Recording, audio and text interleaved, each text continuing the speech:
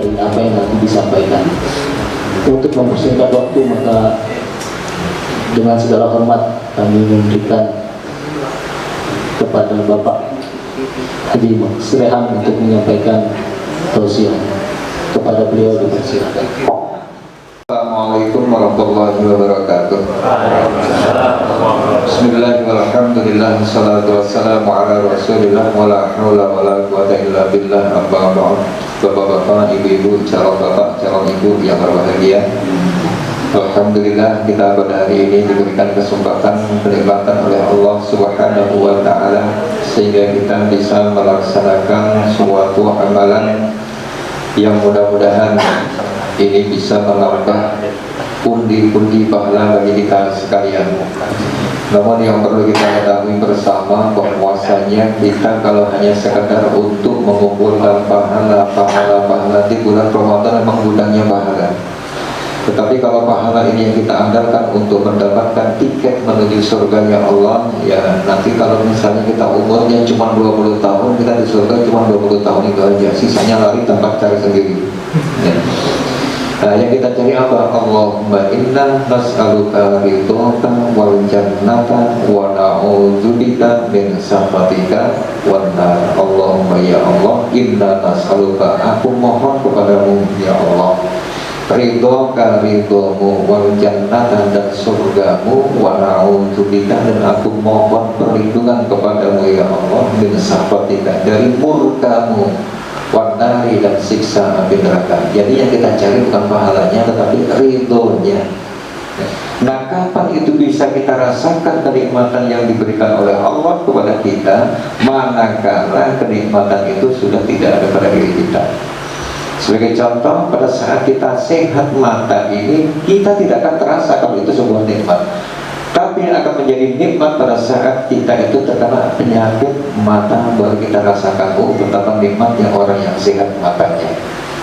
Makanya syukuri, maka insya Allah kita akan diberikan tambah sehat. Begitu juga bagi bapak-bapak yang di rumah punya istri itu karena sering ketemu setiap hari sehingga itu seakan-akan bukan menjadi suatu kenikmatan. Nah, oleh karena itu syukuri, kapan istri itu bisa dianggap sebagai suatu kenikmatan? Coba saja istri yang ada di rumah suruh pergi ke Balikpapan 1 minggu saja, baru terasa bahwasanya tak ada istri, maka itu akan menjadi sesuatu yang nikmat. Ya,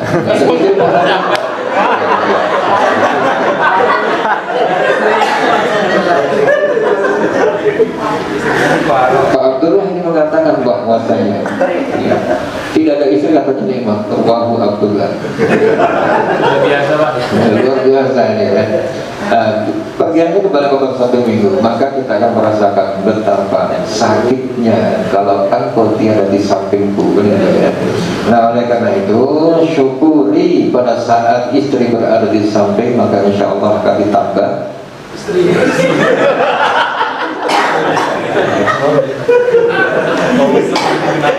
Ya, bukan pertama kali ya ada harapan itu. Nah, oleh karena itu kita bersyukur. Ya, baik Bapak dan Ibu yang berbahagia, cukup ya. Belum ya. Iya, ini baru buka tadi Pak ya. Nah, biasanya mohon maaf saja kalau saya itu di kampung-kampung Pak, kalau sudah berduduk di hadapan bapak-bapak dan jamaah itu sudah ada minuman di depan. Itu biasanya itu ya. Itu baik Bapak dan Ibu yang berbahagia, saya ingin mengajak kepada kita untuk mengenang dalam sebuah ayat Al-Quran. Allah berfirman, fattaqun narol lati waquduhan nas wal hijarah uiddat lil muttaqin. Suatu ketika ada orang tua yang sedang lewat di tempat berwuduan. Ada anak-anak kecil yang sedang berwudu, namun pada saat berwudu sambil menangis. Sehingga orang tua ini bertanya, wahai anak kecil, kenapa engkau menangis? Seharusnya engkau berwudu ini mendapatkan kenikmatan dari Allah, bisa melakukan wudu, kemudian setelah wudu Anda bisa beribadah di tempat yang lain.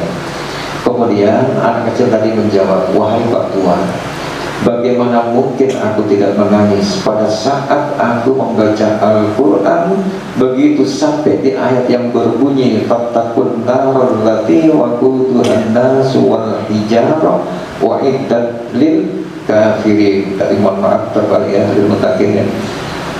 Bagaimana mungkin saya tidak merasa menangis wahai Pak Tuhan?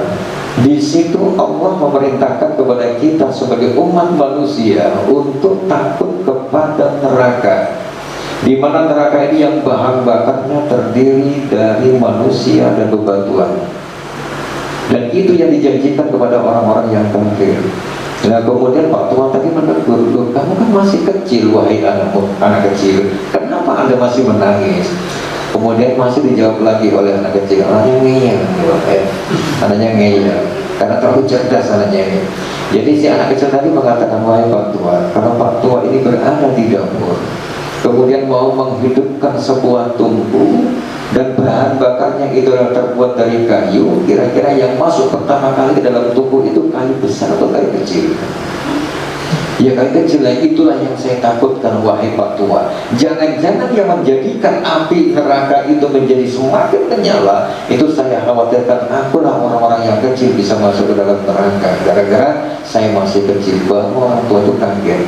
Nah ternyata ini adalah segala sesuatu yang bisa kita pelajari dari diri kita. Mari kita mencoba untuk mengamalkan. Nah tapi kalau mau menjadi orang yang cerdas, maka ikutilah Abu Nawas yang kedua ya. Jadi Abu Nawas pada suatu saat berada di pasar. Ini biasa, Abu Nawas ini ada aja cara-caranya. Kalau ingin bertemu sama raja, ingin ketemu bupatinya, itu ada caranya itu. Jadi pada saat di pasar dia ini teriak-teriak, bertemu dengan teman-temannya sambil mengatakan, wahai teman-temanku, sebetulnya aku ini sangat membenci yang hak dan mencintai fitnah. Kemudian wahai teman-temanku, ketahuilah hari ini aku adalah orang yang lebih kaya dibandingkan Allah. Wah, akhirnya apa, teman-temannya Abu Nawas ini bingung, jangan-jangan Abu Nawas ini sudah kerasukan setan ini. Akhirnya ditangkap. Begitu ditangkap disampaikan kepada sang raja Harun al-Rasyid. Nah lihat di di satu sahabat. Nah di sana itu Abu Nawas diadili, dihakimi di depan Harun al-Rasyid. Kemudian orang-orang yang membawa, wahai tuan raja, ini ternyata orang ini sudah sedikit agak miring. Kenapa? Karena dia tadi di pasar itu teriak-teriak sambil mengatakan bahwasanya aku sangat membenci yang hak, membenci kebenaran, dan mencintai fitnah. Kemudian dia juga mengatakan bahwasanya hari ini dia lebih kaya dibandingkan Allah. Wah, akhirnya apa? Karena Allah semakin murka. Kemudian Abu Nawas sambil mengatakan, wahai Tuhan, jangan marah. Ada yang perlu saya klarifikasi. Tapi karena sudah memuncak, maka Harun al-Rasyid pun juga mengatakan, apa yang akan kau berikan jawaban kepada saya? Orang sudah jelas-jelas kamu mengatakan seperti itu. Nah akhirnya apa? Coba jelaskan apa yang maksudnya. Wahai Tuhan, yang saya maksudkan bahwasanya saya membenci yang hak itu adalah, ingat tidak bahwasanya pada saat kita di malam hari itu senantiasa mengucapkan alhamdulillahilladzi lahu mulkus samawati wal ardi wa man fihin walakal mulku walakal hamdu anta malikus samawati wal ardi wa ma fihin walakal hamdu anta nurus samawati wal ardi wa ma fihin Allahumma liqa'uka haq wal jannatu haq wal mautu haq wan naru haq. Neraka itu adalah sesuatu yang hak, kematian juga sesuatu yang hak. Kira-kira Tuhan Raja apakah senang terhadap neraka dan senang kepada kematian? Tidak suka. Maka itulah saya juga tidak suka terhadap yang hak. Saya benci terhadap yang hak. Kemudian apa maksudnya fitnah? Di dalam Al-Quran Allah berfirman, kan itu ya, Allah berfirman bahwasanya innama amwalukum wa auladukum fitnatun. Sesungguhnya harta, amwalukum wa auladukum, hartamu dan anak-anakmu itu adalah sebagai fitnah. Nah, apakah Tuhan Raja suka terhadap fitnah yang demikian? Ya, saya suka, saya pun juga suka. Kemudian bagaimana engkau mengatakan bahwasanya engkau lebih kaya dibandingkan Allah?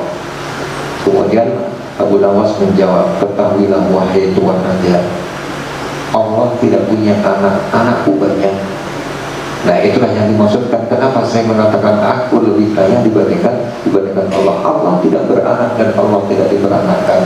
Maka disitulah ternyata apa yang disampaikan oleh Abu Nawas itu adalah suatu kebenaran. Ujung-ujungnya Abu Nawas mendapat hadiah dari Harun al-Rasyid. Nasihatnya Abu Nawas itu tidak pernah disanggah, gitu ya, tidak pernah disanggah.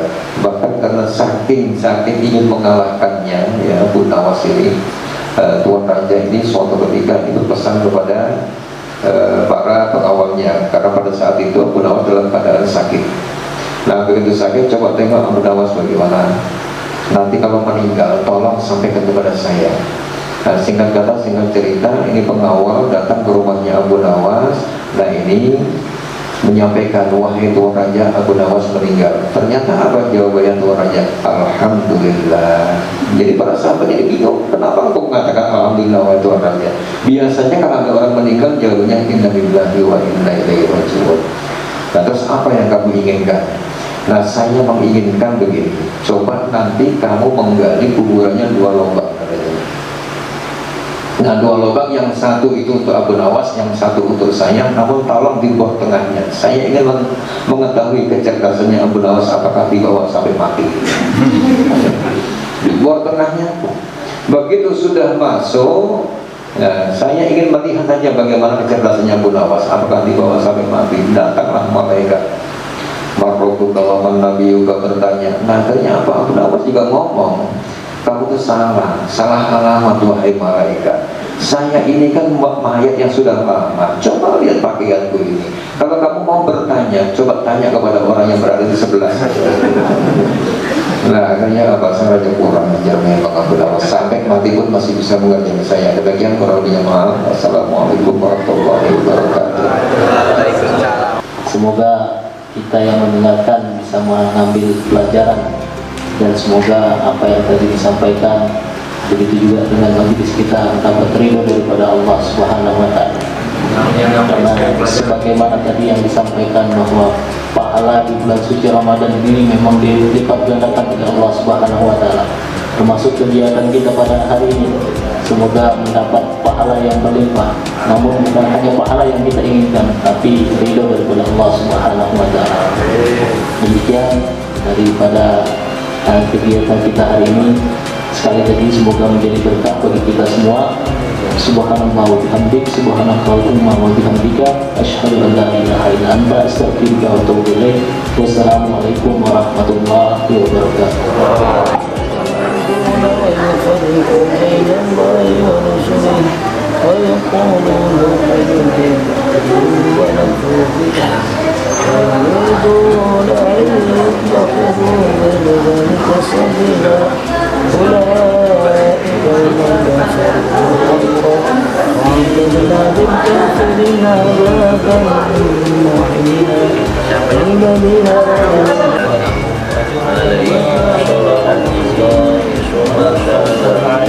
ولهم الذين يعملون بما